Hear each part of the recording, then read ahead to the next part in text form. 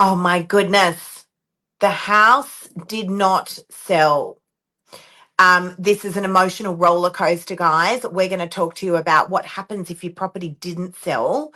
What are the strategies that you can use to get you sold?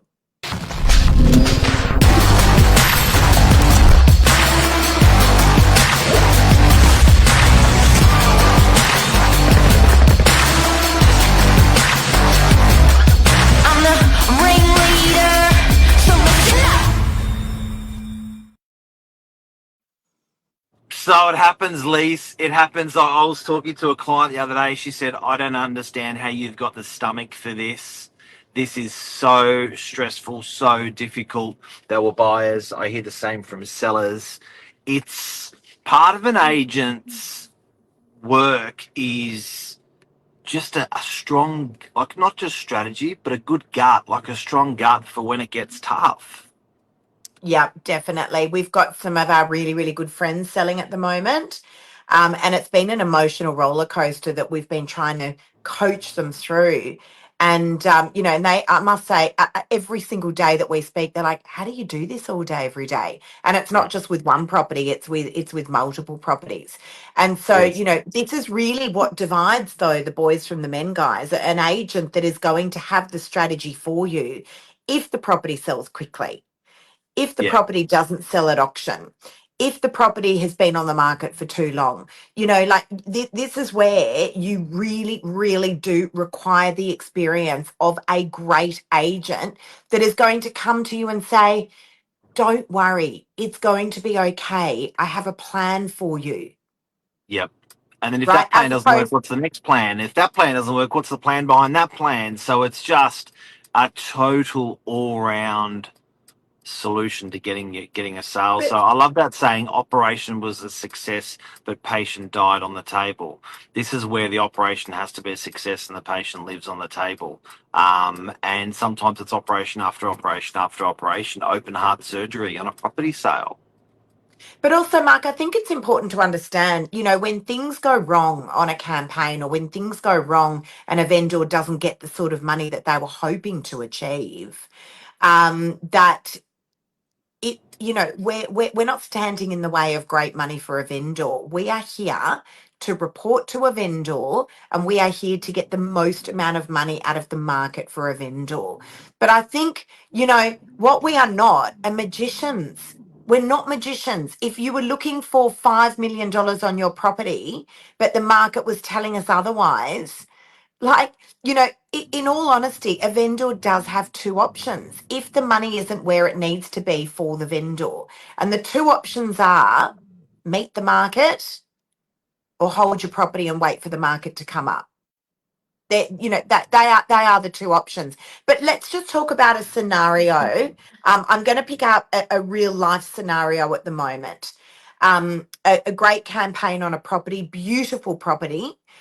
Great campaign on a property. Lots and lots of buyers have come through the property. It's been extremely active. I often find that real estate agents speak in a language that no one else understands except the real estate industry.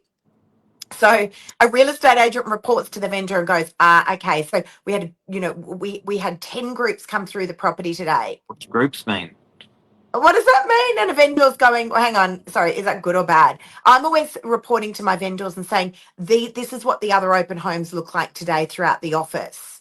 So at least they've got a bit of a gauge. Was that good? Yep. Was that bad? Yep. Right? So activity on this property, we're talking about a property that is currently on the market. So activity's been great. Buy numbers have been really great.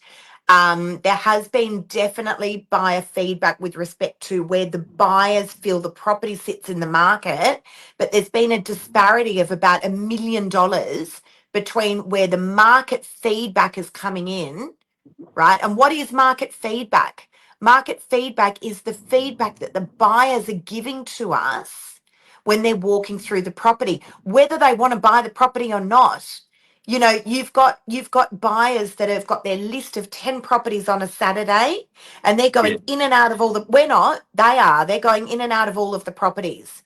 and they're saying, well, compared to these other properties, this is where I feel this property sits in the market. That's the market feedback.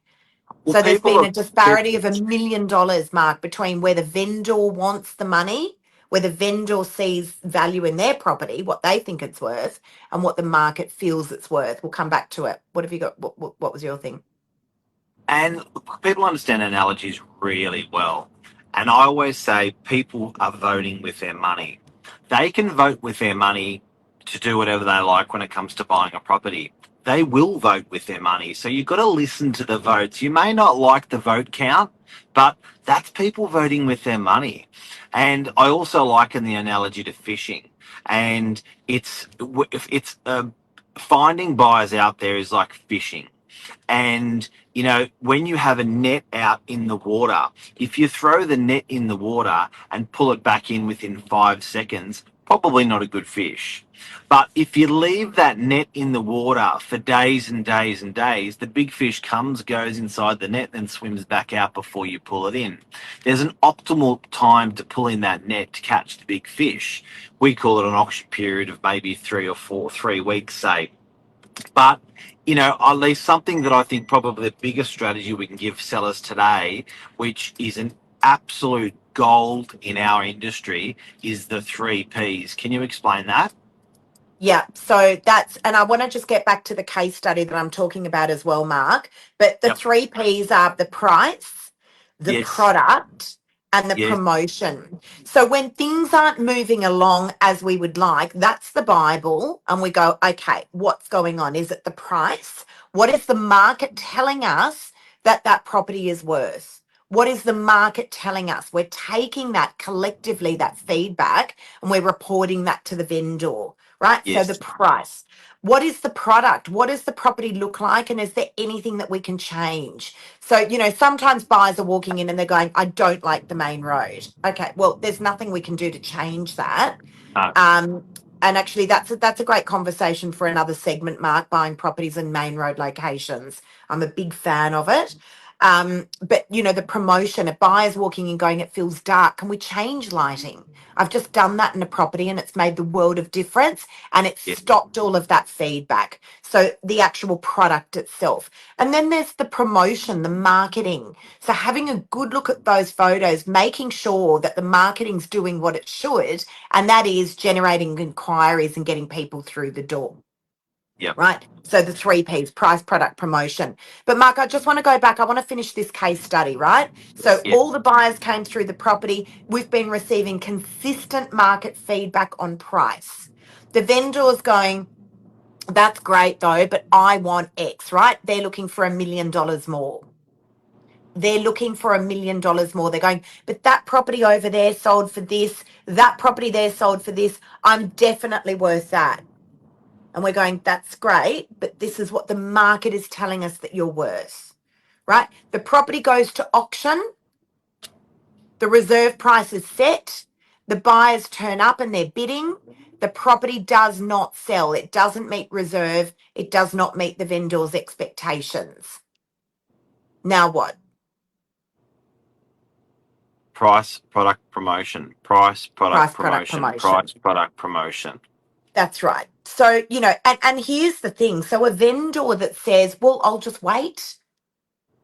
I'll just wait. Now, let's just look at this. Fair enough. And you can, because the options are you can meet the market or you can hold your property. So you have absolutely every right to hold your property. Yep. Every right to hold your property and hold it until when? Because we never know when the market's going up. So you have a look at the moment at what the real estate market's doing and you go, okay, we're looking at definitely those interest rates are going to come down, right? But that first 0.25 of, well, whatever it's going to be of interest rates coming down, does that mean the market instantly is going up?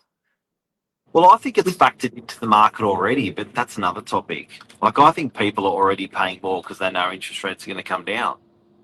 Or are you waiting could- post the election? Like there's always something going on, guys, in Yeah. the world that where a vendor says I'll wait and a buyer says I'll wait. There's always something going on in the world. But the reality is this if you can sell your property for where the market's at, the highest price that we negotiated for you, because this is an auction, right? We're not talking about private treaty at the moment. This auction scenario where all the best buyers in the marketplace were brought to the auction ring, Yep. and they all voted with their money. Yep. That was it. So wait, what are you waiting for? You're waiting for the buy numbers were phenomenal. So are we waiting now for the unicorn to come flying through the door? The other thing is at the moment it's a So, very Lisa, balanced are you market. saying just reduce the price and sell it if you don't? If you're heartbroken after a failed sale, which is what today's topic is, what do you do next? You just reduce the price and sell it? No, you don't reduce the price, Mark. It's not about that. The market spoke. The market spoke, right? And Reduce it that's from where it what? and that's where it ended up now. But reduce it from what? From the vendor's expectation. So that's what the vendor wanted, Yeah. but this is what the market said, guys. That's why we advertised it. That's why we took it out to the database. That's why it went onto our social media. This particular property was all over realestate.com and domain. So The people Mr. and Mrs. voted. Vendor, the people voted.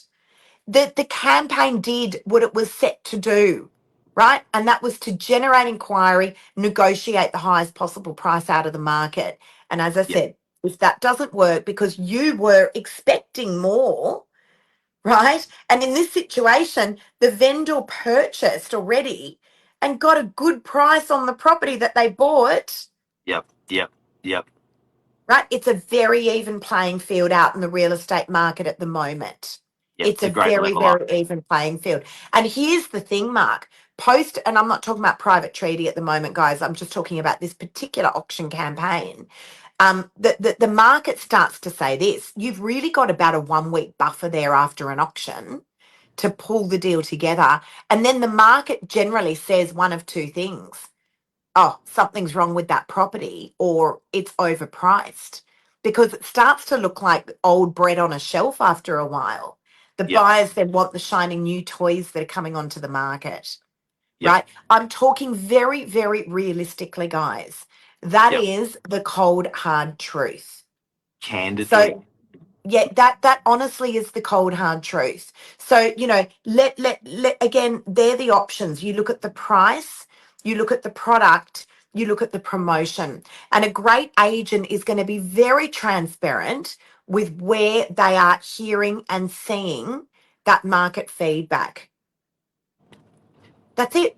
And so if there's a problem with the actual product itself, i.e., it's on a main road, or i.e. it's next to a school, some buyers love that, some buyers don't, that these things are going to have an effect on the price. You need to hear what the market has to say about that.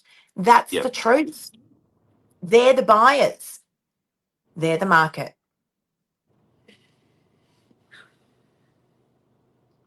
What else have you got to say, Mark? No, nothing much. Yeah, that's pretty good, Lise.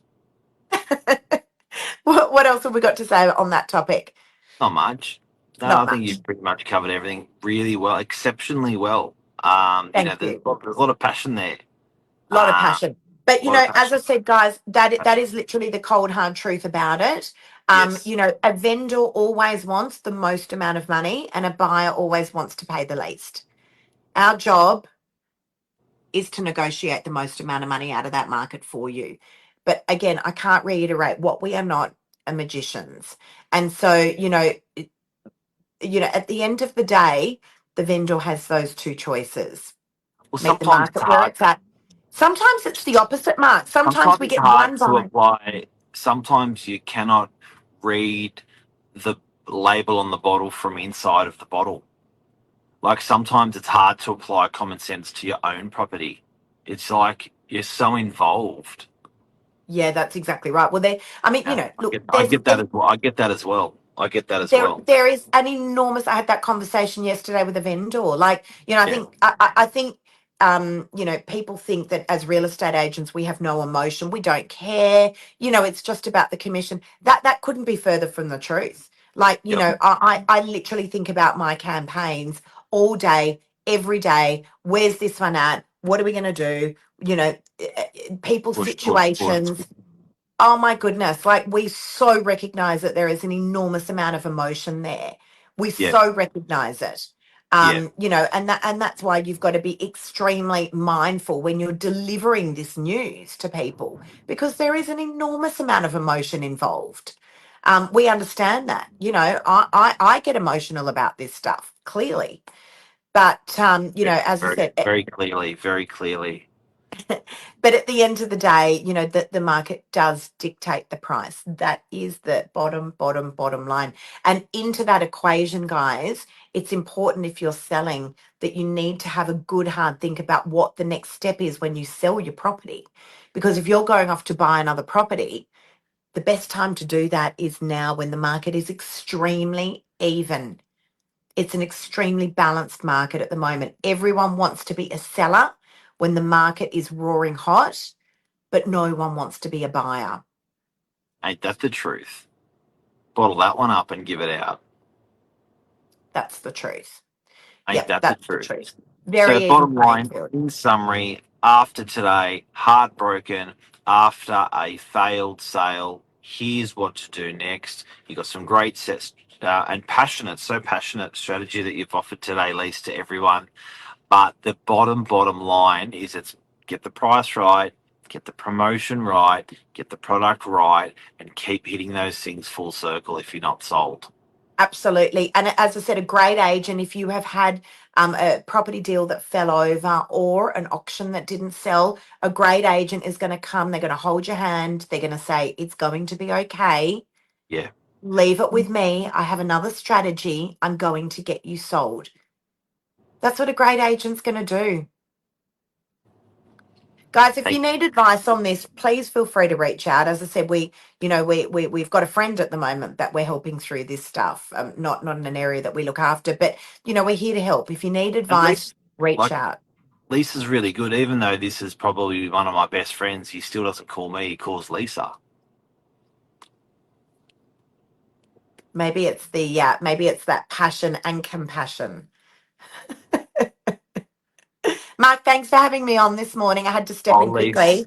Mark, Lise, Mark, you're a dynamo, Lise. Thank you very much for coming on today, and my have a pleasure. great day. I know Mark's like, can you quickly come on, do morning minutes? I was like, awesome. I got no makeup and the hair's not done, so I just whacked a cap on. And off we went, Boom. put a bit of You're a lippy on. legend. Guys, have a You're a great doer. day. All right, Have a guys, great have a good day. day. Thanks, Lise. Cheers, everyone. Bye. My pleasure.